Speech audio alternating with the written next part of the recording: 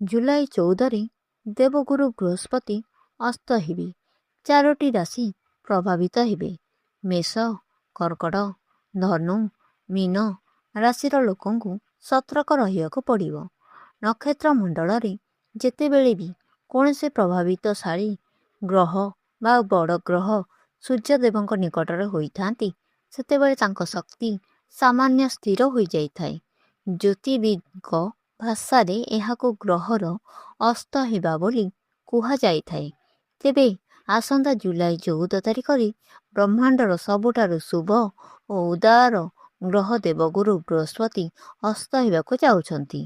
ବୁଧ ନିଜେ ବୁଦ୍ଧି, ଧନ, ବୈବାହିକ ସୁଖ, ସନ୍ତାନ, ଆଧ୍ୟାତ୍ମିକ ଉନ୍ନତିର ନିୟନ୍ତ୍ରଣ ଭାବେ ପରିଗଣିତ ହୋଇଥାଏ।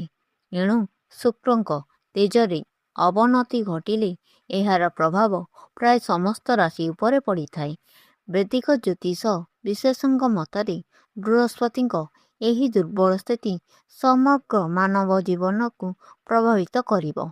କିନ୍ତୁ 4ଟି ନିର୍ଦ୍ଦିଷ୍ଟ ରାଶି ଅଛି ଯେଉଁମାନଙ୍କ ଜୀବନ ହଠାତ୍ ବାଧାପ୍ରାପ୍ତ ହୋଇପାରେ।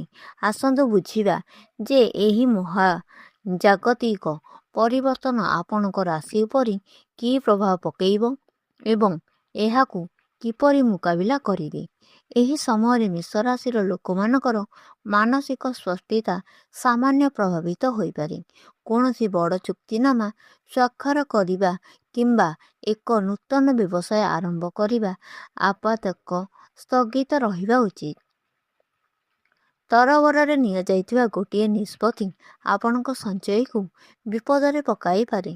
ବୃହସ୍ପତିଙ୍କ ଅସ୍ତ ହେବା ସହିତ କର୍କଟ ରାଶିର ଲୋକଙ୍କର ଅନାବଶ୍ୟକ ଖର୍ଚ୍ଚ ହଠାତ୍ ବୃଦ୍ଧି ପାଇପାରେ।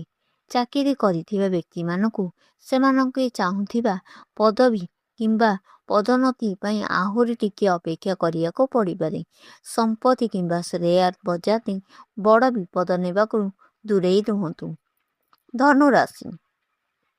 ଧନୁରାଶିର ଶାସକ ଗ୍ରହ ହେଉଛନ୍ତି ବୃହସ୍ପତି। ତେଣୁ ଏହି ସମୟ କାଳରେ ଆପଣ ଆତ୍ମବିଶ୍ୱାସ ସାମାନ୍ୟ ଅଭାବ ଅନୁଭବ କରିପାରନ୍ତି। ଆପଣଙ୍କ କ୍ୟାରିୟରରେ ଆପଣ ଯେଉଁ ଗତି ତିଆରି କରୁଛନ୍ତି ତାହା ହଠାତ୍ ଧୀର ହୋଇଯାଇପାରେ।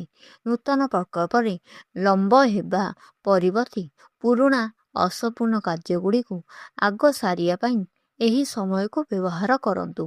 ମୀନ ରାଶି। ମୀନ ରାଶିର ଗ୍ରହାଧିପତି ହେଉଛନ୍ତି ବୃହସ୍ପତି।